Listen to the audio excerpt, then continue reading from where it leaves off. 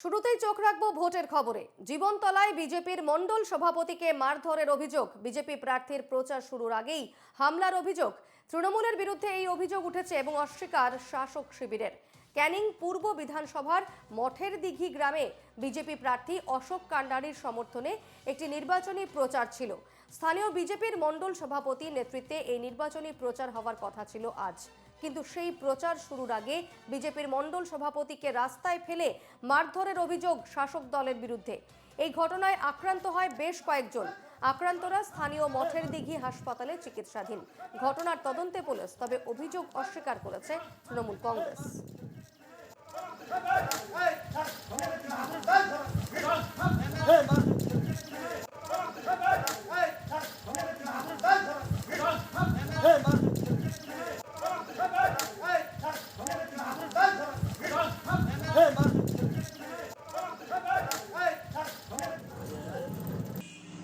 ক্যানিং পূর্ব বিধানসভার বিধায়ক শওকত মোল্লার গুন্ডা বাহিনী হোসেন শেখের নেতৃত্বে 200 থেকে 250 জন দুষ্কৃতী সশস্ত্র আর্মস সহ টোটাল সুব্রত দাসের বাড়িটা ঘিরে নিয়ে অকথ্যভাবে মারধর করে। কোনো কার্যকর্তা সেখানে ভয়ের মধ্যে পৌঁছতে পারেনি, ভয়ঙ্কর পরিস্থিতি সৃষ্টি করেছে। কোনো পুলিশ প্রশাসন সেখানে উপস্থিত ছিল না। আমরা বিস্তারিত কথা বলবো। টেলিফোনে রয়েছেন প্রতিনিধি আলমগীর মোল্লা। আলমগীর, প্রচার শুরুর আগেই বিজেপির কর্মীদের মারধরের অভিযোগ, যেখানে অভিযোগ উঠছে যে তৃণমূলের শাসক দল তৃণমূল এই মারধরের ঘটনা ঘটায়, কি জানতে পারছো এই বিষয়ে?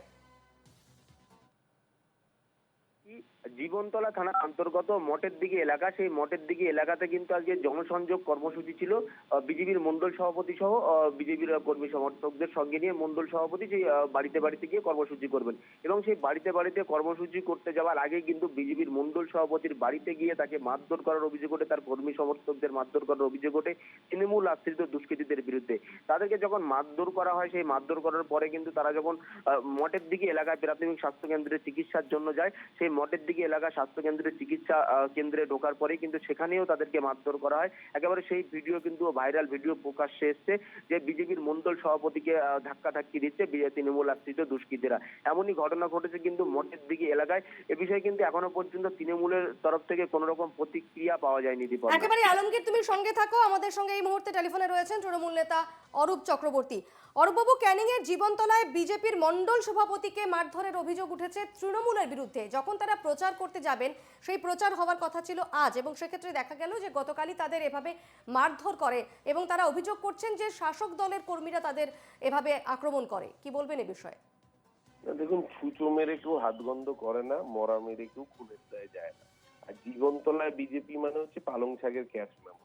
পালং শাক বাজারে 5 টাকার কিনতে গেলে আপনাকে থরি তার ক্যাশ মেমো দেবে, তেমনি জীবনতলায়ও বিজেপি বলে কিছু হয় না। ক্যানিং জীবনতলায় বিজেপি কোথায়? ওখানে 2-4 গাছি সিপিএম আছে, 2-1 গাছি আইএসএফ আছে। বিজেপি করতে গেলে, আর বিজেপি এত বড় বড় কথা বলছে যে কর্মী প্রার্থী খুঁজে পাচ্ছে না।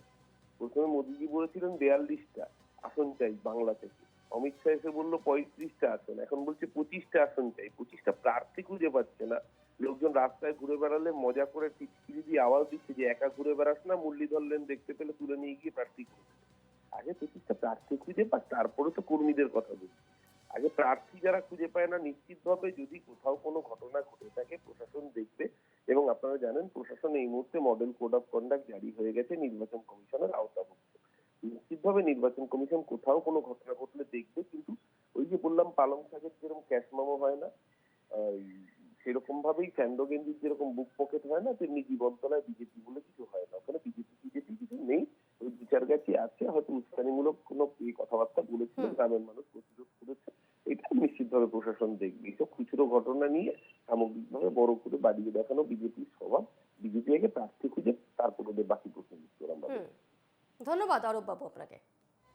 আমরা কথা বলছিলাম আমাদের প্রতিনিধি আলমগীর মোল্লার সঙ্গে। আলমগীর, তোমাকেও আপাতত ধন্যবাদ।